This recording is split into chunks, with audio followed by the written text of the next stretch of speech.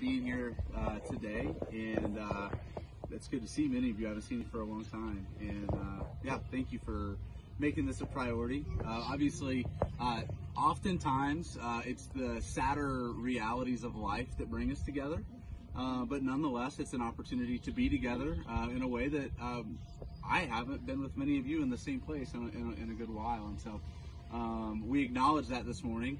And so really, as we think about this, I've got a pseudo version of a few things I wanted to say last night, which obviously I didn't have the opportunity to do, as well as some time of just reflection and a couple prayers that I'm going to pray over us and pray over our family, and some things to reorient a sad thing into something that actually gives way to a lot of hope for us. And so that said, it is really a privilege to stand here right now, and it's a privilege for a number of reasons. It's a privilege first and foremost because my Mamaw, Phyllis Hilton, has crossed over and she's not here.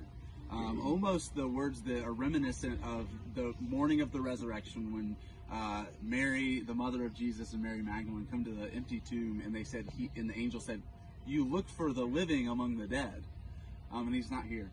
And so it's a privilege to be standing here for that reason, first and foremost. But secondly, she is seeing and experiencing firsthand what she's lived her entire life for. It's a privilege to be associated with her. The reason that you're here is because you, in some small and mostly in this crowd, a very large and monumental way, have been impacted by my grandmother's life. And lastly, the privilege is mine to try to say a few things here that remind us of the hope that we found in Jesus and the way that dramatically shaped her life in every facet. Now, I don't know if you've heard, but this is my punchline from last night that I didn't get a chance to say, but we had to change some plans around because she would have wanted to be singing at her own funeral. And obviously, like, that, because that was her, right? She epitomized